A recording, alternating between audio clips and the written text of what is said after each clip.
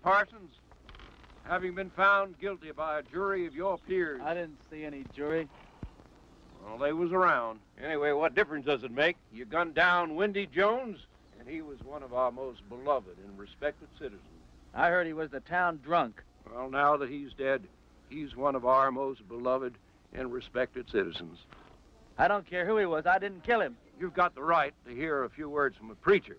Unfortunately, our preacher's out of town, but luckily, we got Farley Millard here, and he's a feed and grain salesman, and he owns a Bible.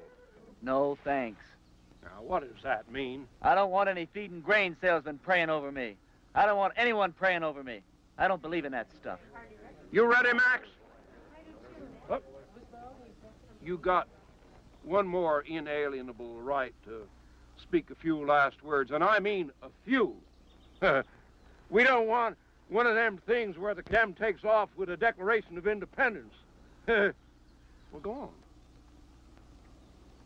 Well, I'd just like to say that this is the lousiest town that I've ever been in. Well, I've met a better class folk in a San Francisco opium parlor. Drunken pool hall bum would be considered too high tone for these parts.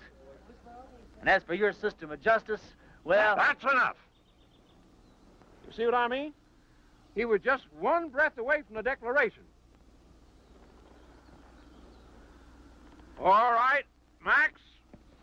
Don't do it! Don't do it! Don't do it! Don't do it! Ed Loach just confessed.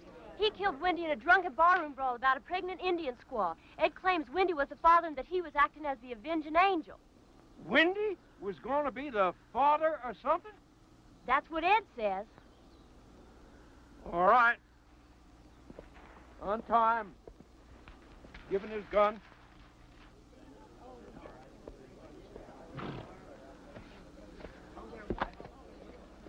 Now, that's the way out of town, son.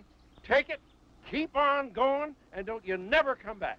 You heard her. I'm not guilty. Even so, we don't want no fast guns in this town.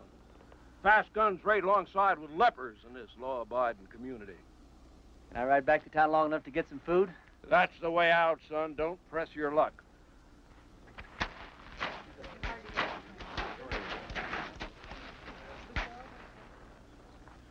Thanks. Bye. I'm going with you. You don't have to. I'll be back. When? Whatever you do, don't leave town. Wait, never give up hope. See ya. Ah!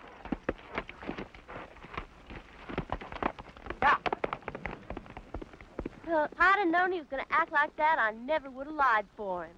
Lied? You would have never... What? I don't care. I thought he was cute. There ain't a man around here I'd have as a gift. And he took a bath every so often besides. After him!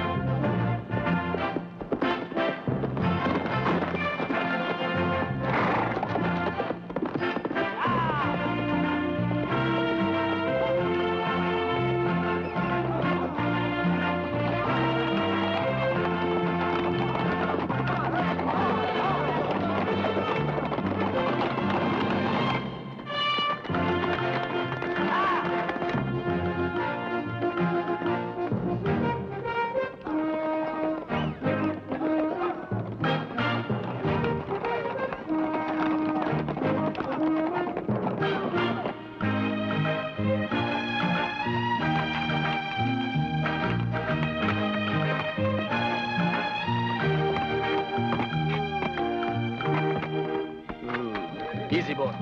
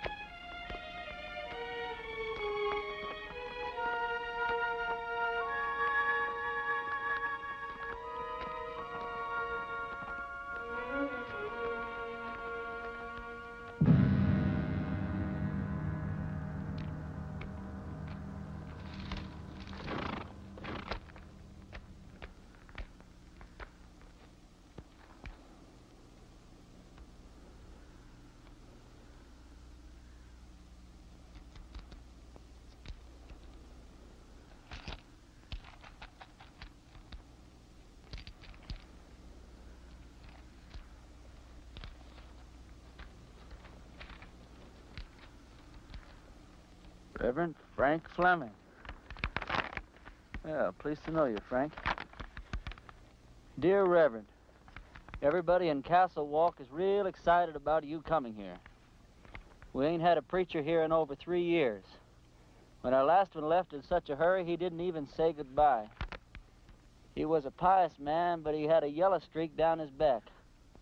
We're all looking forward to meeting you for the first time. All looking forward to meeting you for the first time?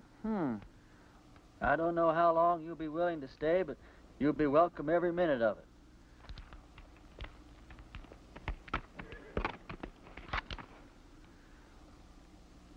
You the preacher's horse?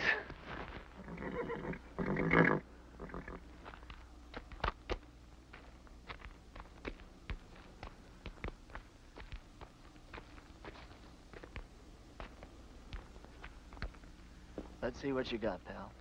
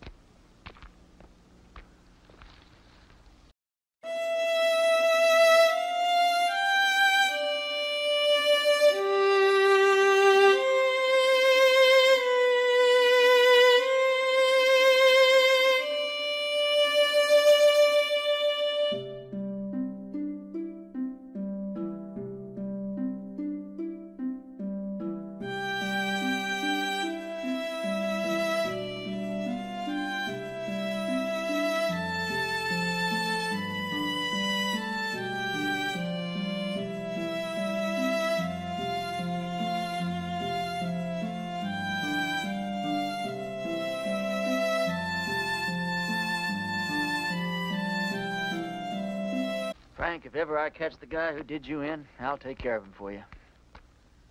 In the meantime, I'm going to need your clothes and your horse. I got a posse after me for something I didn't do.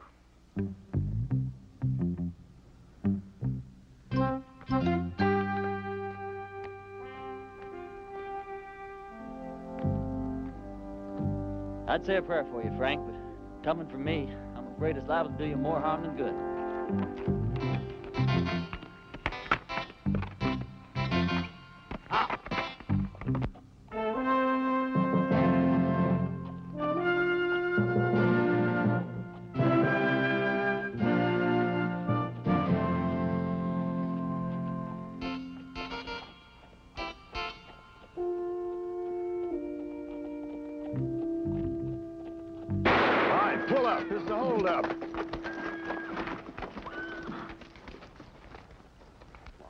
Preacher, Percy. Sorry about that there, Parson, but we're a little too far off to catch that there caller. Is there anything we can do for you, Reverend? Either you boys ever heard of a town called Castle Walk? Why, yeah, it's in Arizona. Sure ain't much of a town, though. How far is it from here? Oh, about 150 miles. It's over yonder in that direction. How's your church attendance been lately, boys? You boys see that branch over there? Yes, sir.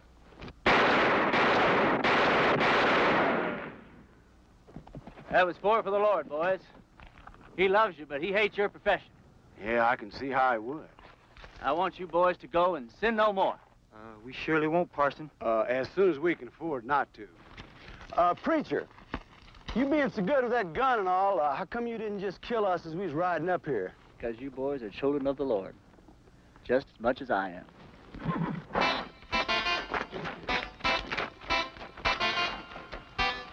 Children of the Lord, huh?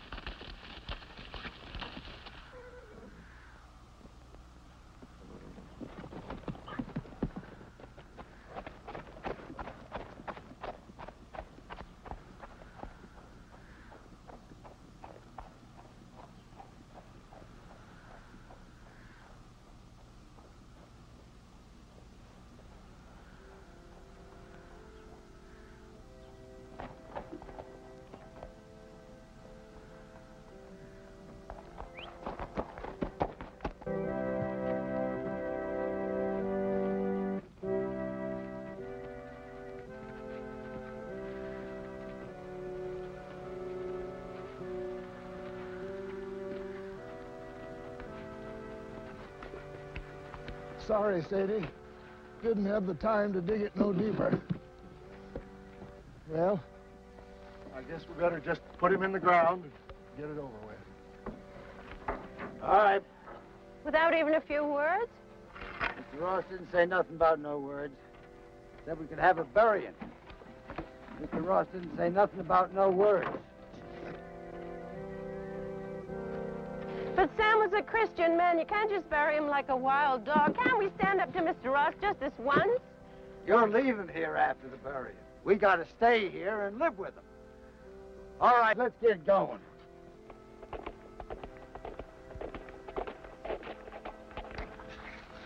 Wait a minute. Is it one of Mr. Ross' men? Looks like a preacher. Well, what do we do now? And I wrote him myself not to come.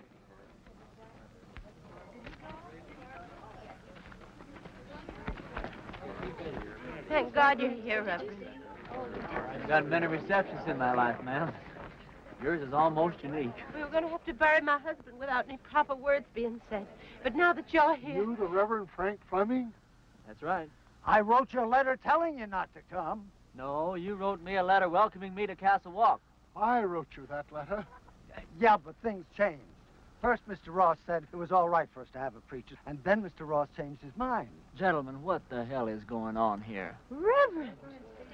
Hell is a word that came straight from the Bible, folks. Now, all I know is we've got a heartbroken little widow here. You did say you were the widow? And these are my children.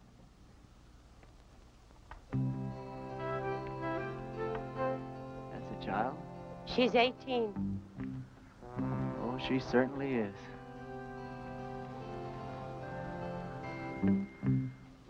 Well, first order of business as I see it is to get this poor man put decently into the ground.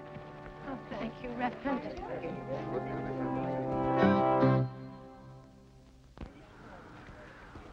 Oh, I don't know what Mr. Ross is going to say about this. I haven't been here 5 minutes, and I'm already sick to death of Mr. Ross. Come on, let's bow our heads. Don't you have a Bible, Reverend? Oh, I probably do in my saddlebag. Here, you can borrow mine, Reverend. The deceased was probably a simple man, so I'll just say a few simple words of my own, not bother to dip into the Bible today. It's You all know it's ashes to ashes and dust to dust, which may not sound like the best deal in the world, but it's the only deal you're ever going to get, so you might as well learn to live with it. I didn't know the late deceased, but some of the works he left behind are mighty impressive.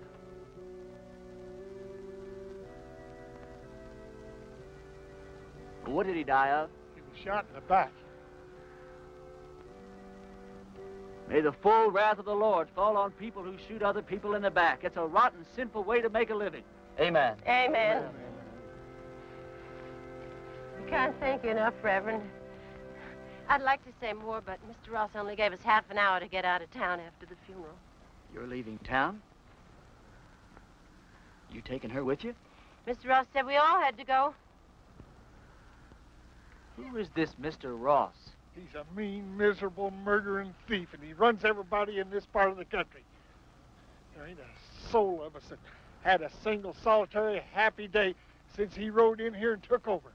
He's going to hear every word that you said. Yeah, and he'll probably kill me. But at least I got to say something that should have been said before I died. Why is he running this woman out of town? My husband, Sam, was the only man in these parts to stand up to Mr. Ross. So he had Sam killed. He let us take one wagon load of our things. We'd better get started. Ma'am, the only place you're going is back to your ranch. I'm sure with the help of all these fine citizens that we can make Mr. Ross see the error of his ways. Reverend, you don't understand the situation around here. Mr. Ross is a powerful, powerful man. He's got money and influence. And he's got 20 top gunfighters working for him. Before I tell you people what I really think of you, I'm going to tell you something about gunfighters. Now, Ross doesn't have 20 top gunfighters working for him because there ain't 20 top gunfighters in the whole U.S. of A. Now, what Ross probably does have is about 15 cowboys that wear guns for ornaments. They do just fine at shooting up a saloon or making some terrified dude dance a little jig. Ross has probably got about 3 men who are pretty good at getting their guns out of their holsters, but no good at hitting anything once they do. Which leaves about 2 or 3 men that might honestly be called gunfighters. Not top gunfighters. More like second or third raters. So you see, you folks have been letting yourselves be rousted around by a bunch of two-bit yahoos. How come you know so much about gunfighters, Reverend? The Lord's work takes one to many places in many climes. Matthew 31.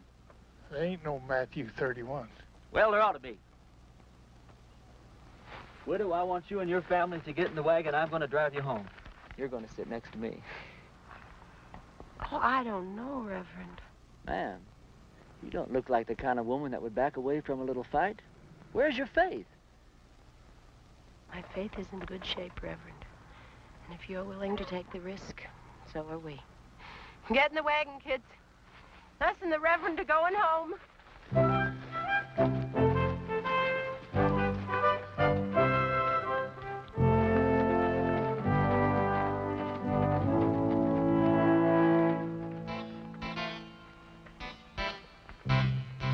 The lives of this family will be on your soul, Reverend. Oh, Reverend. Yeah. A couple of Ross's men are in town, and they're pretty liquored up. That was their first mistake.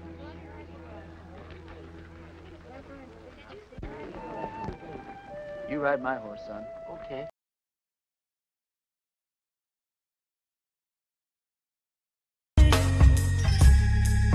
I'll make you a new suit, one that's perfectly fit.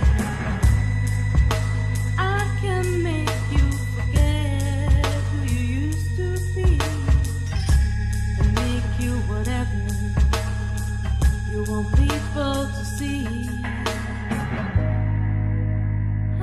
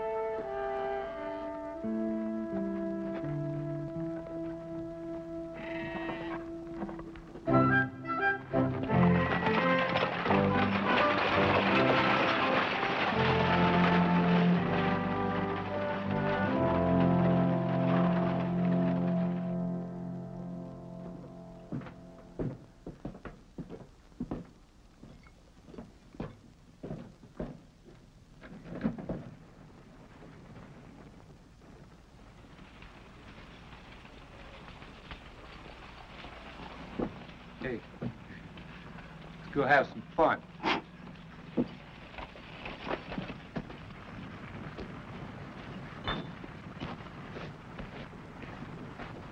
Remember the children, Reverend. Those are just two of the cowboys, ma'am. Who?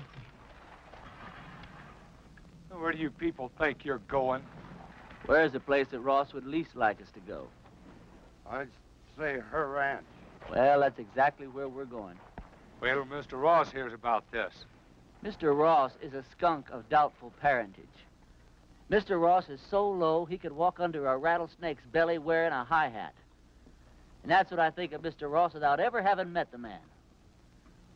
Now, that was indecisive, cowboy. Could have very easily cost you your unimportant life.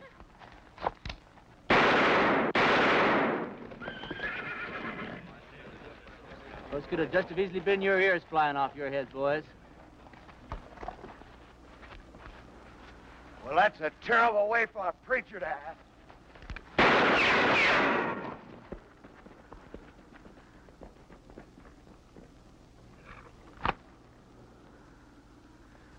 The Lord wants someone to move. He wants them to move.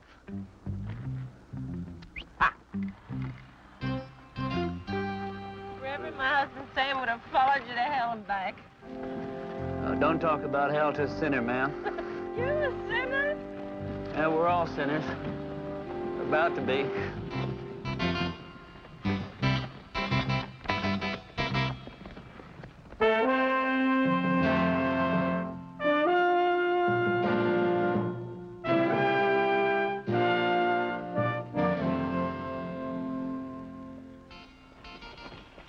All right, kids, as soon as we stop, I want you to get the wagon unloaded. I want to get this family settled in before dark. You don't mind if I order your kids around a little, do you, ma'am? Reverend, you can do anything you want to. Reverend? Reverend? Oh, yes, ma'am. Reverend, this hole in the back of your coat, it looks like a bullet hole. Well, that'd be my guess, ma'am. You guess? How could a man be shot in the back and not know it? Well, I was carrying that coat over my arm when the shooting took place.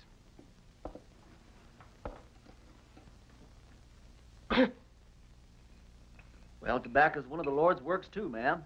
I'll get my things and fix your coat. Do you think Mr. Ross and his men are going to come down and get us tonight? No, not tonight, honey. I'd imagine that Sunday in church would be where he makes his first play. Aren't you scared at all? Oh, I'm scared, all right, Sally. But not the kind of scare that'd make me knuckle under to the likes of that Ross.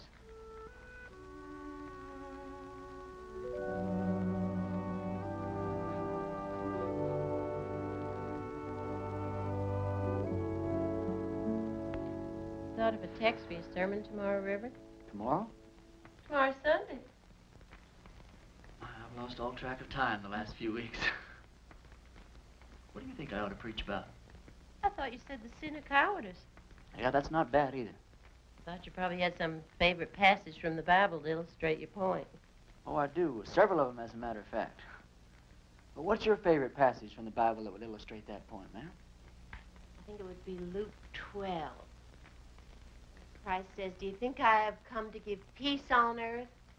I came to cast fire upon the earth, and would it were already kindled. It says that in the Bible? Well, I told you, Luke 12. Oh, Luke 12. Yeah, that Luke, he really knew how to turn a phrase, didn't he? Clean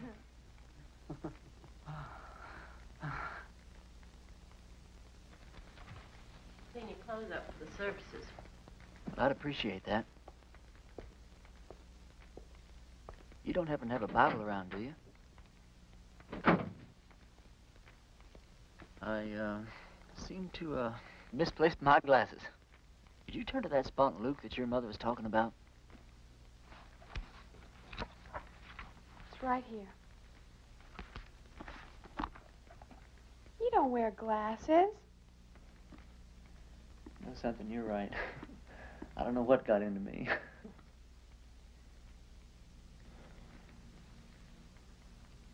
Well, good night.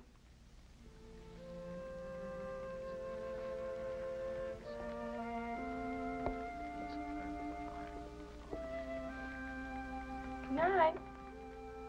Night.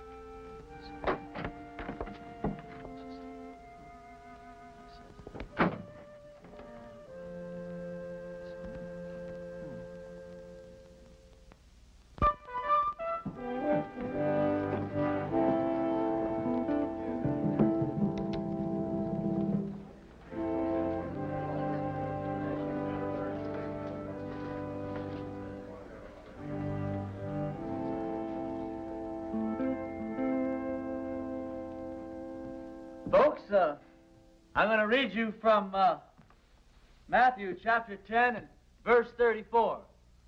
Although Luke says pretty much the same thing in his 12. Think not that I am come to send peace on earth.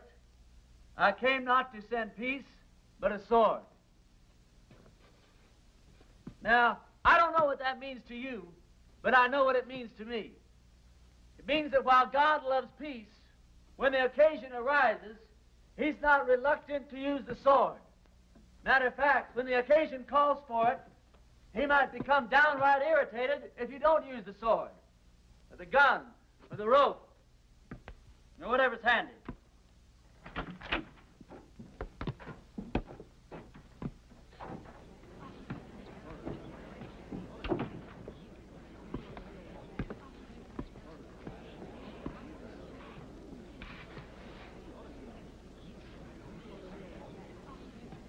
You folks have had a cross to bear here lately, and his name is Ross.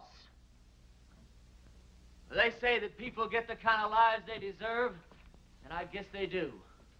But when men won't fight for their wives, women, and children, and when their women won't make them fight for what's right, then these people don't deserve any kind of lives at all. That's exactly what you got.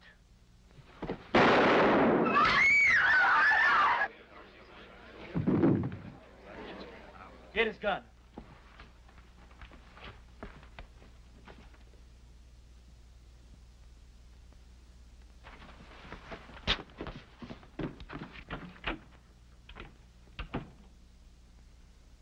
You've never done it? I don't think you could possibly realize what an awful thing it is to kill a man. I don't know who God must be mad at the most.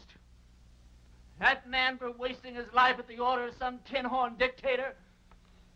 Me for having to do this thing in his own house? You people haven't quit before the fight even got started. I haven't got the heart for any more church today, that's all.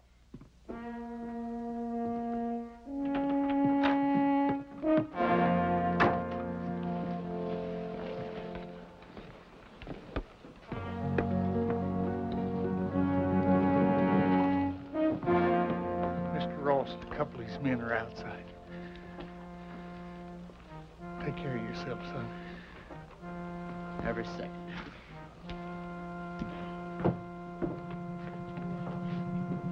Bring that body outside.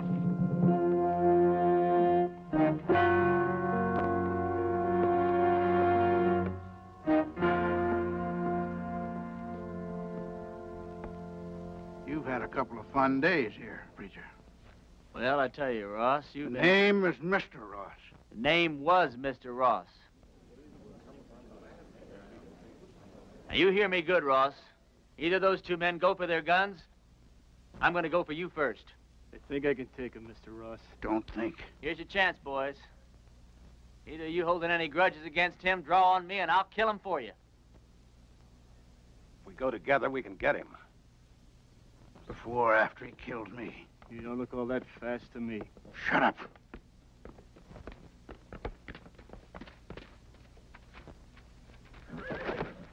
Friend of yours, Ross?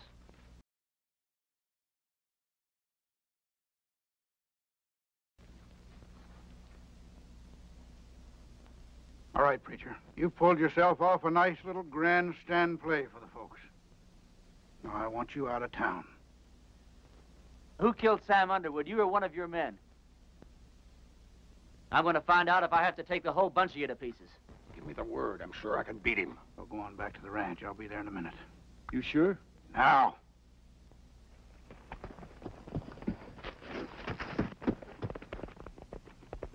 That's the way I like it. Man to man. Do I make the first play or do you?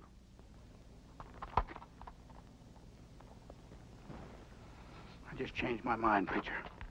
I don't want you out of town. I want you right here where I can get you anytime I want you. Service is next Sunday at 10 o'clock, and there's a 4-bit fine for being late.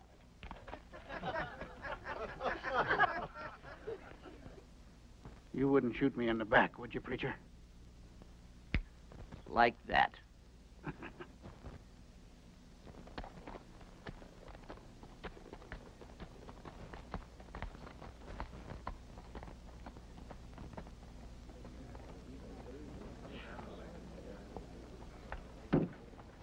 Any of you folks think your preacher doesn't deserve a drink after the events of this morning?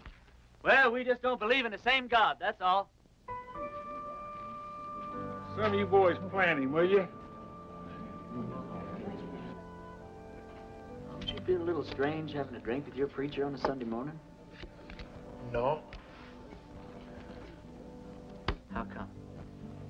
You know, about 10 or 12 years ago, I took a trip up to Cheyenne. Come across this altercation between a 19-year-old kid and one of the top gunslingers in that part of the country at that time. This kid, he didn't want no part of the fight, but this gunny was drunk, and he kept at it. And finally, the kid had to go for his gun or get blasted right there in his tracks. It was plumb pitiful. How? This kid was the fastest thing I ever seen. Caught that gunny flat-footed. Why, he was dead before God got the news. I inquired around, found out this kid's name was Ernie Parson. Ernie, what are you doing here in Castle Walk dressed up in that preacher's outfit? It's a wrong guess, Billy. You know, once you've seen a top man handle himself in a gunfight, you never forget one little detail. What do you want it for, anyway? Doesn't matter. I didn't do it. They'll hang me just like I did if they catch me. Did you kill Frank Fleming? Oh, of course not. Came across his body in the hills, and he was already dead. I was half starved, no place to go, so I took his clothes and horse and came here. All right. I'll ride back to the ranch, tell the widow and the kids goodbye, and then I'll move on. Why, Lee, you're the answer to our prayers, Ernie. No, I'm not, Billy. Don't let these clothes fool you. God moves in mysterious ways, boy. Not that mysterious. Look, Billy, what I'd like to know is if I do stick around here, how much help can I count on from these God-fearing people? Almost none. Almost none? None.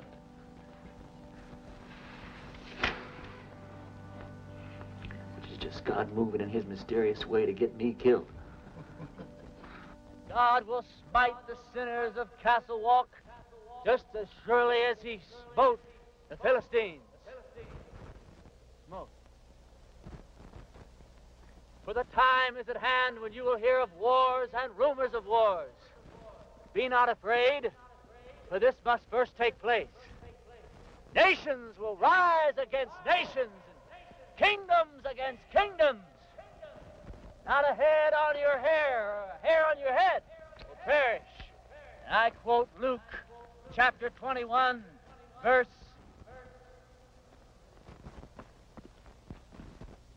Luke chapter 21 and verse 23. For there shall be great distress in the land, wrath upon his people.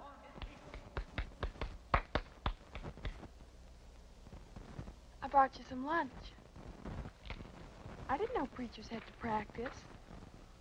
Well, it's either that or watch the collections fall off. Huh? Oh, that's a real bad joke I stole from the Methodists. Oh. Did your mother know you came out here alone? I don't know. Why? Well, you're a very attractive young girl. Almost too young, as a matter of fact. Most of the girls around here are married by the time they're 13 or 14. 13, huh? Well, I'll have to look into that. Why? They're the lucky ones. Even if they don't get a trip to Phoenix out of it. Is that the price of marriage around here, a trip to Phoenix? No, but it sure doesn't hurt. Look, do I have to keep on calling you Reverend? Oh, no. Call me Ernie. Ernie? My full name's Frank Ernest Fleming. All my good friends, they call me Ernie. Is there anything in your faith against marriage? No, not in my faith.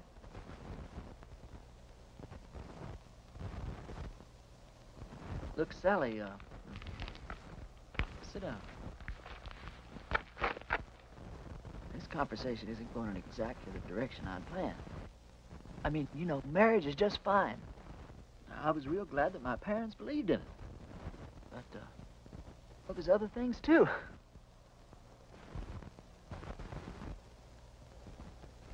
You don't know what I'm talking about, do you? I know what you're talking about.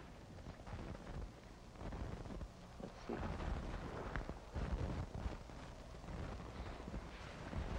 the matter?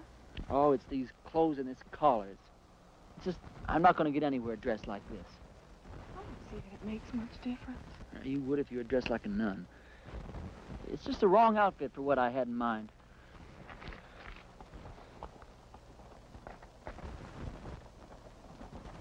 Hey, preacher, I got to talk to you. Hi, Sal. Hi. It's real important.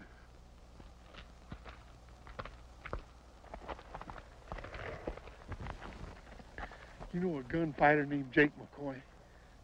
Yeah, I know of him. He's in town, My blessings on him. and he's working for Ross. Is he really good? Yeah, he's the best. You can take him, can't you? You sure he's working for Ross? Yeah, and he's looking for you. Although he don't know who you really are. Well, that doesn't matter. Or does it? Where's he at now? Well, he's at the men's saloon when I left town.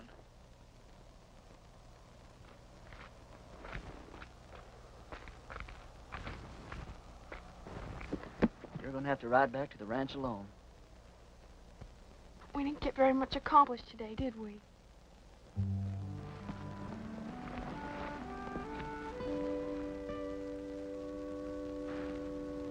Can't you just feel the ice breaking all around us?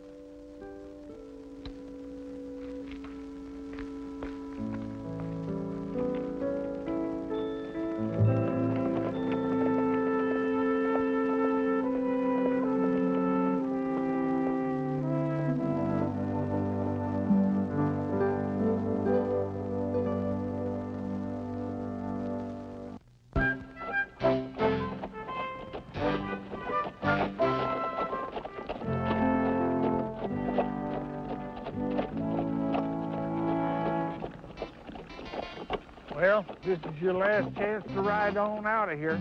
Forget about the whole thing. I can't. I don't know why, Billy, but I just can't.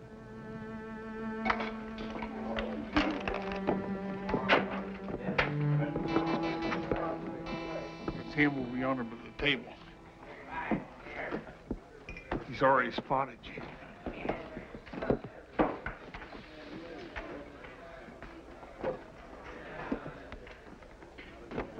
Hello, Jake.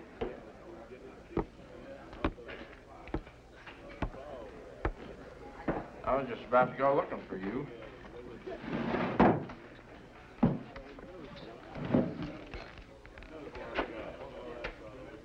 You ever run into Ernie Parsons anymore?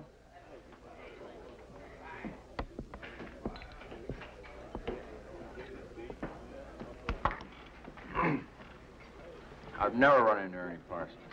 Any time, any place at all, ever.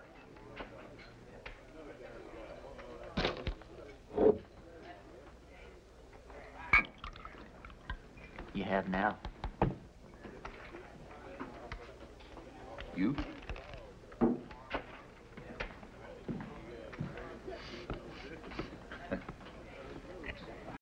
You going to the church? Into hiding for the winter. Oh. I always heard you were kind of smart. I never heard that about you.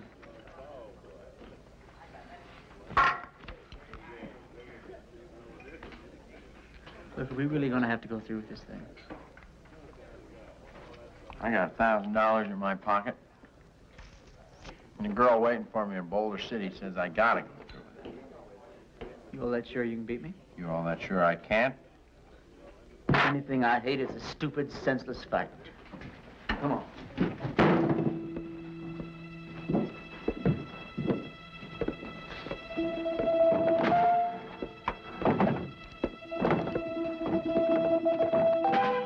Well, how do you want to do this?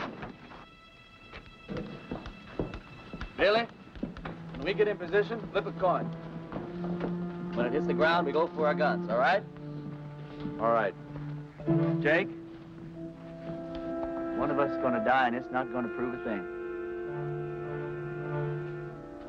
Sure it is, Ernie. It's going to prove which one of us is a fool to call himself a gunfighter.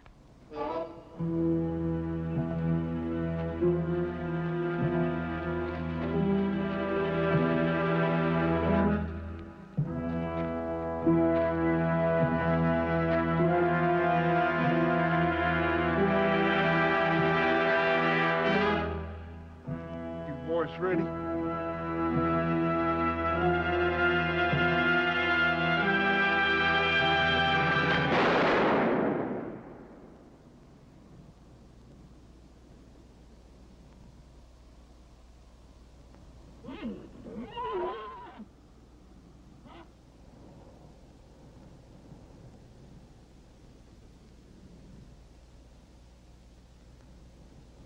Are you hit? You?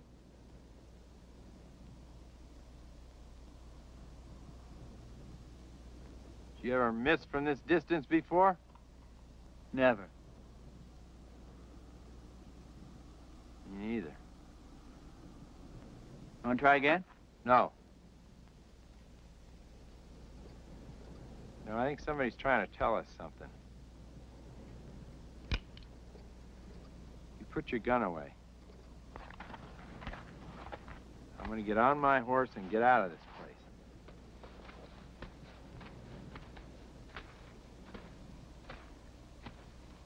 I beat you. You know that, don't you? Oh, no, you didn't, and you know dang well you didn't, Jake. You gonna give Ross his $1,000 back? No, I'm late for my date.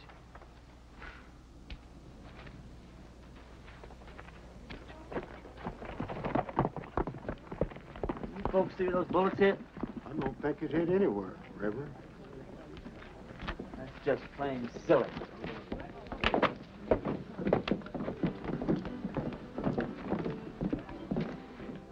Hold on.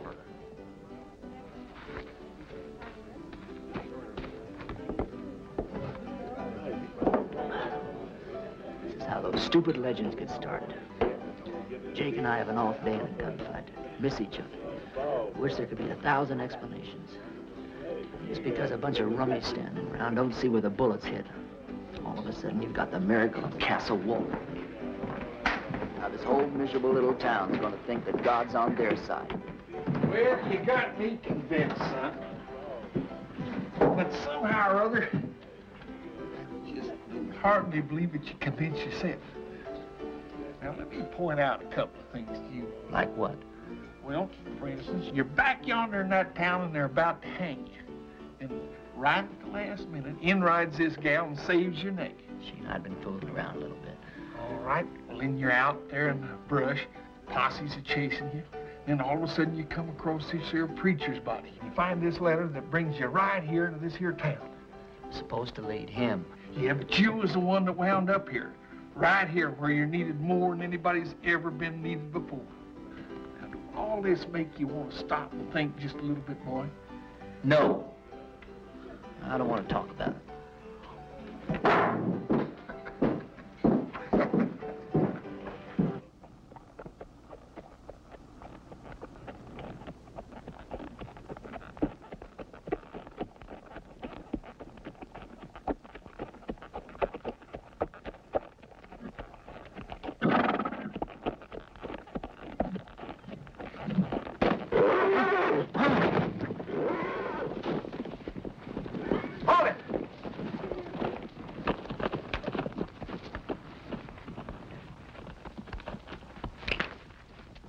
You should have listened to me when I told you to get out of town.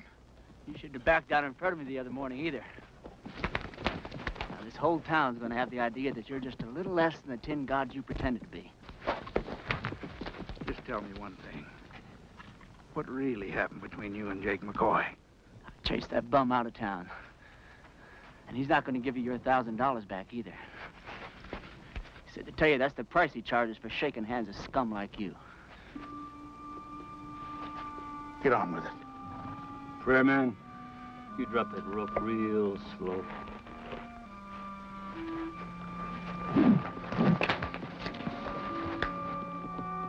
Drop it.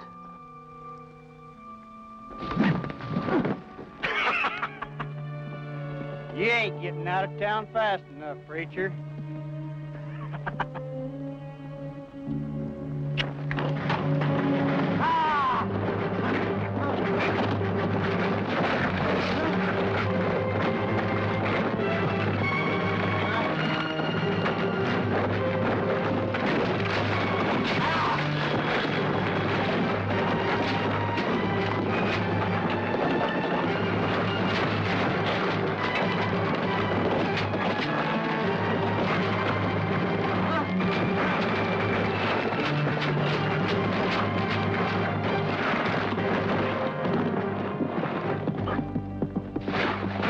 now, preacher?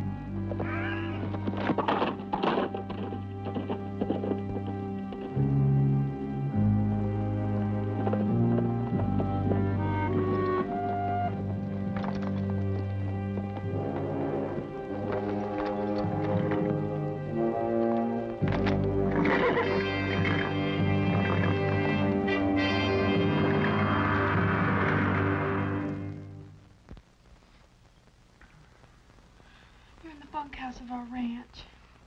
I thought it would scare the kids if they saw you like this. How'd you find me? When you didn't come home last night, I set out to look for you.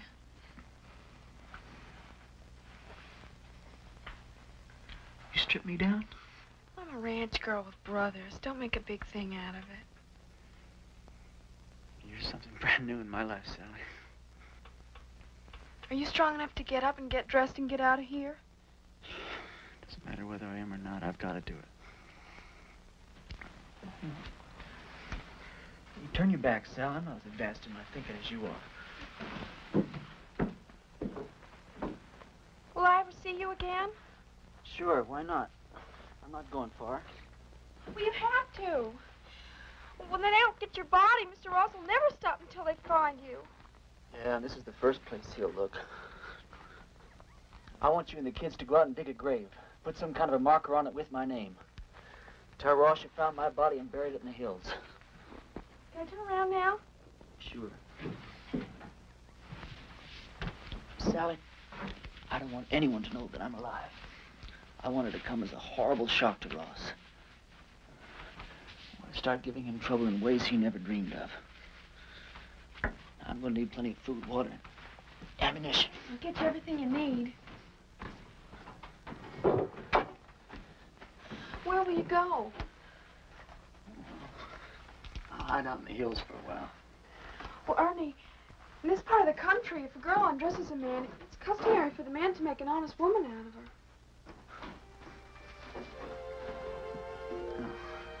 I'm sure that's true in every part of the country. If I live through the next little while, we'll have a serious talk about that. What's the matter? Well, just look at the way I look.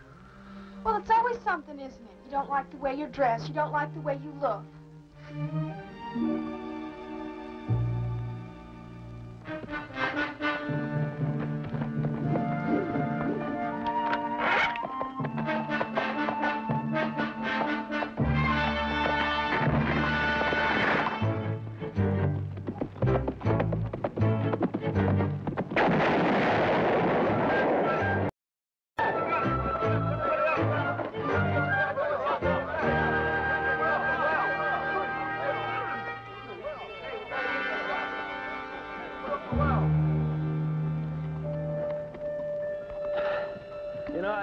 There's a bunch of outlaws operating up in these hills. Probably scared old Chet and Harley half to death. Blew up the well, too.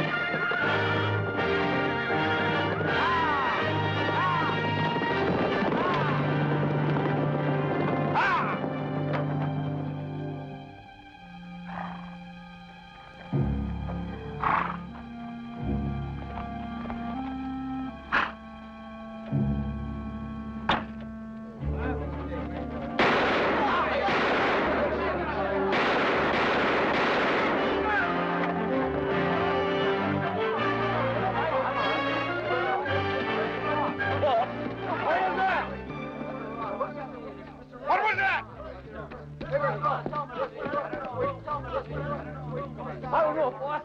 There must have been 15 or 16 of them. Maybe there weren't nobody there at all.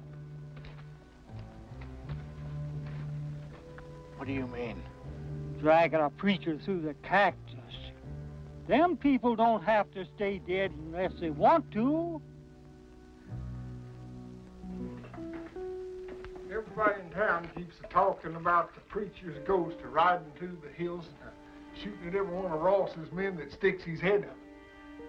I keep telling them the whole doggone idea goes against them. Back up.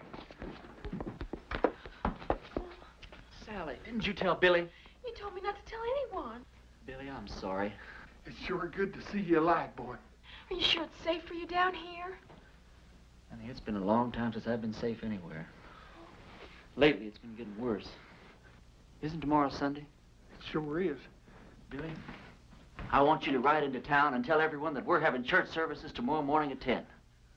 I'll do it right now.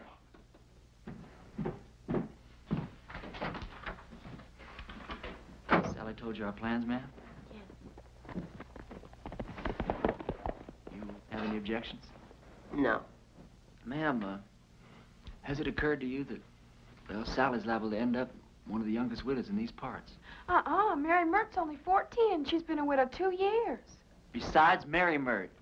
No, Grace Dorothy only been married a week and a half when her husband fell down a mine shaft. You know how old she is.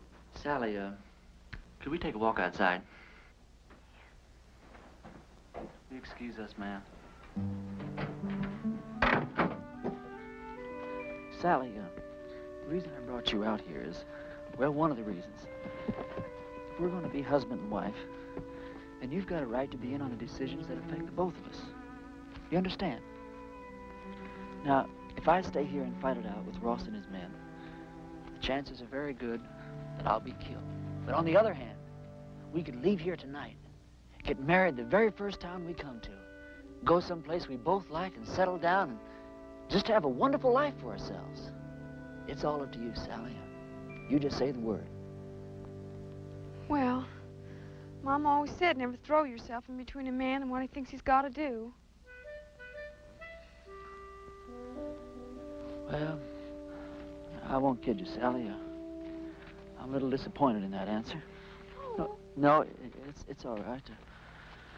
I got the strangest feeling that I've been pointed straight toward this shootout ever since the day I was born. There wasn't a thing in the world I could do about it. Billy says it's God moving in his mysterious way. Me? Well, I just don't know. You very religious, Sally? Why do men have to talk and talk? Can't you be quiet and get on with what you're supposed to be doing? Yes, ma'am.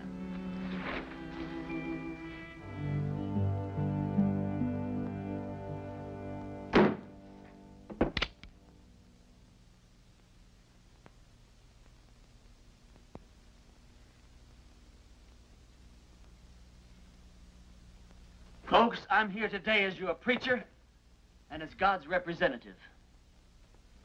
As your preacher, I've stood up to your enemies for you, and all it's gotten me so far is a lot of bruises and a bunch of cactus spines. Now, I understand that a lot of you thought I was dead, and that my ghost was raging through the hills, wreaking my vengeance on Ross and his men. But I want to ask you something. What were your feelings? Were you scared that you might have an angry ghost raging in your hills? Or were you ashamed because not a single one of you came out to see if I was alive or if I might not need some help? Well, I'm warning you people. While you're sitting around waiting for God and me to do your work for you, God just might have some plans of his own. Maybe he's not as angry at Ross as he is at you.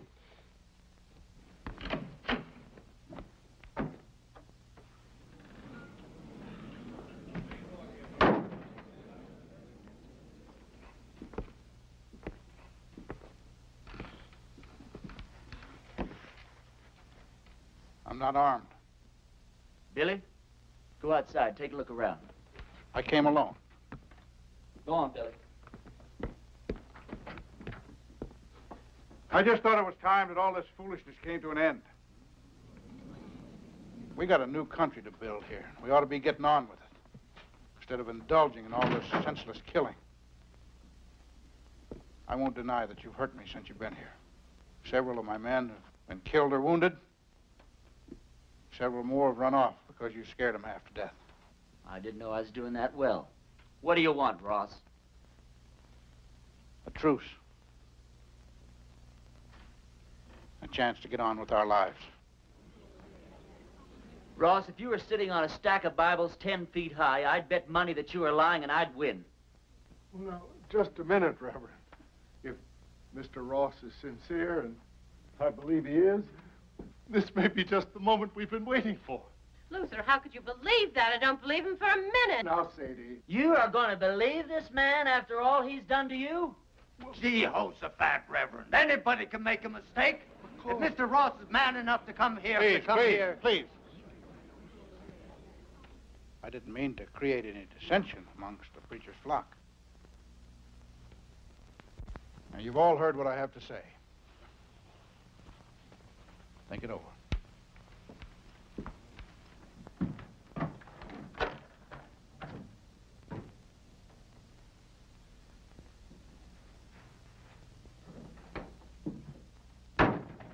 Well, I think we ought to accept the proposition.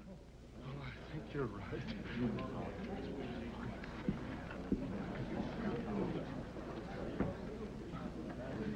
I have an announcement to make. Miss Sally Underwood and I are going to be married tomorrow morning at 11. You're all invited. I don't know. The second the ceremony is over, my wife and I will be leaving this godforsaken town for good. The ceremony won't take place here in the church. It'll be at the Mint Saloon. You can say what you want about those people at the Mint, but they know why they're there and they do something about it.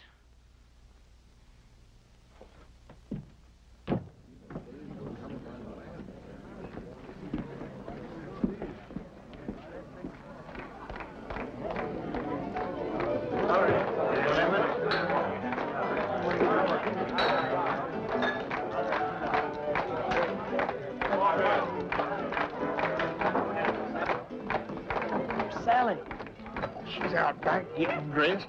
Her mama's with her. Can't take all day with this thing. What's your rush, boy? Well, one of my feelings, and I'm never wrong, that I should get out of this place. When do you say that? Huh? Oh, nothing. Hey, yonder she comes down. Oh, you're beautiful. Come on, everybody.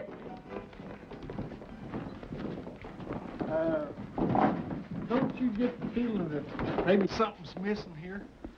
I mean, who's going to perform the ceremony? You're the only preacher around here. Well, I don't know of any law that says I can't delegate my otherworldly powers. Yes, Billy? Oh, yes, Billy. I don't know about the legality of all this. Oh, never mind the legality. It's the spirit that counts. Well, now, I take Sally to be my wedded wife. You go on from there. well, dearly beloveds, we are gathered here today to unite this couple in holy... What's that? Reverend, you were right. Ross and his men have bypassed the town, and they're circling around, and they're coming in that way. Well, he's let us down again. Hold it down, hold it down. How many men? I counted 14, including Ross. How long before they get here? Not more than 5 minutes. Well, 5 minutes is plenty of time. Go on with what you were saying, Billy. I'll have to get ready for Ross, otherwise I won't stand a chance. We'll have to finish this thing later. All right, folks, this is it.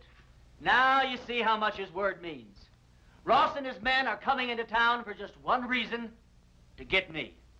Because he knows if he kills me, there won't be enough fight left in the rest of you to hold off a bunch of sick old ladies. This thing works two ways. Now, if I can get Ross first, then his men won't have any reason to go on with the fight. So all I'll need is some of you to keep his men pinned down while I take care of Ross.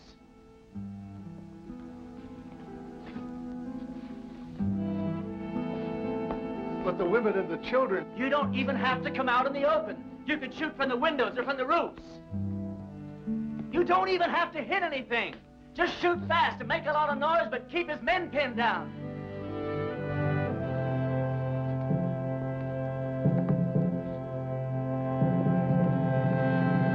Can't blame it, Reverend. I'm with you. Give Ma and me a couple of rifles. Well, you said we didn't have to hit anything, just make a lot of noise. You don't think I'd take a chance with you, do you?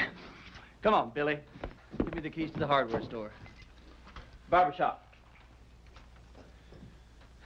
I don't hate you people. I guess you just can't help the way you are. Well, I ain't gonna be that easy on you.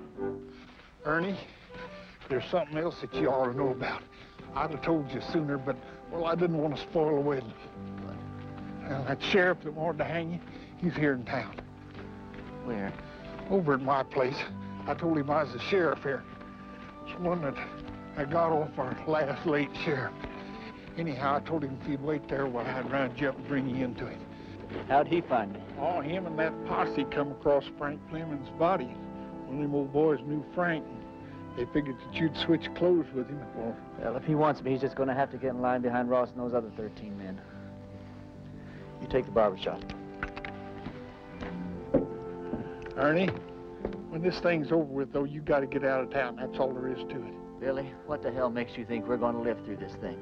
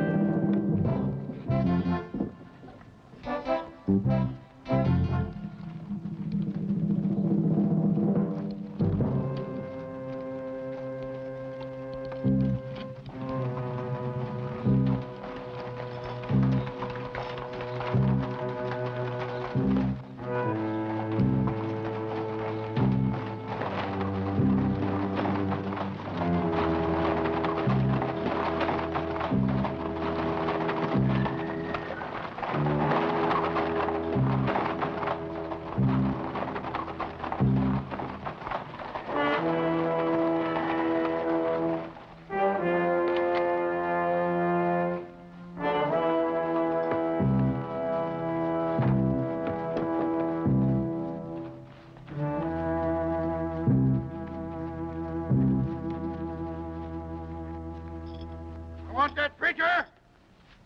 If he's not out here in 2 minutes, I'm gonna burn this town to the ground. Drop your guns, boys.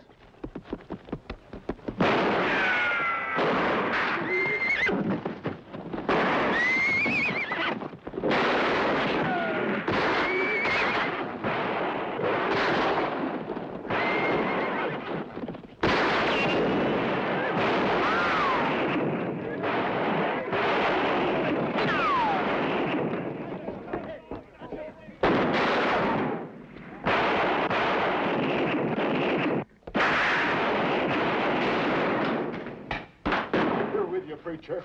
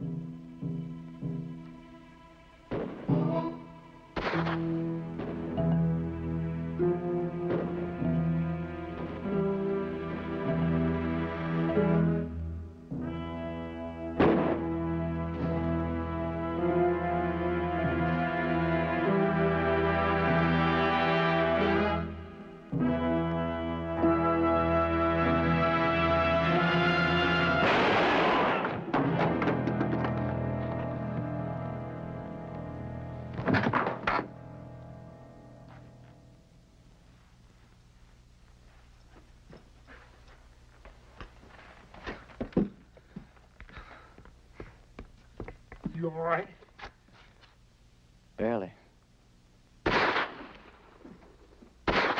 Listen, all you Ross's men. Ross is dead. Anyone who keeps on fighting is going to have to stand trial. How do we know he's dead? Because I'm alive. All right. You heard the man. The sheriff's gonna be down here to find out what this is all about. Yeah, I know. Billy, get my horse and meet me out back, huh?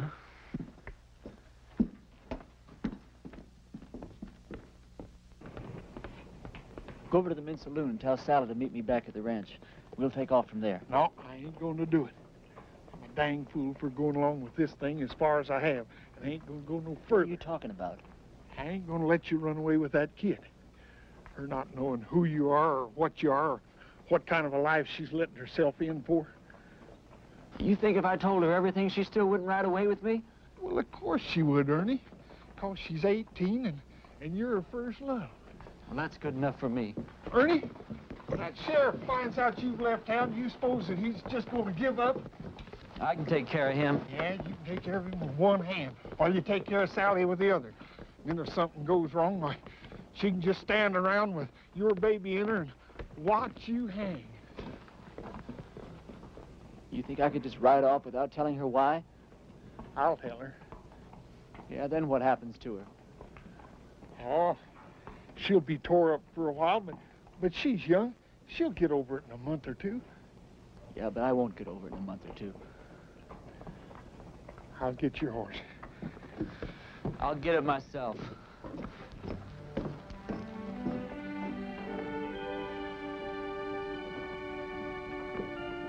Ernie, this town owes you a whole lot, but it don't owe you Sally. Can't make any promises.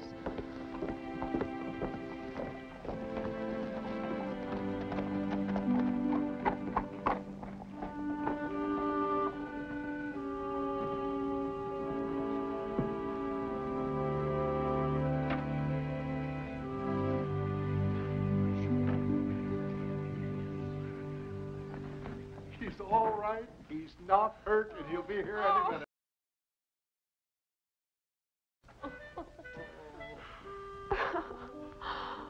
Damn it, Billy. You're right.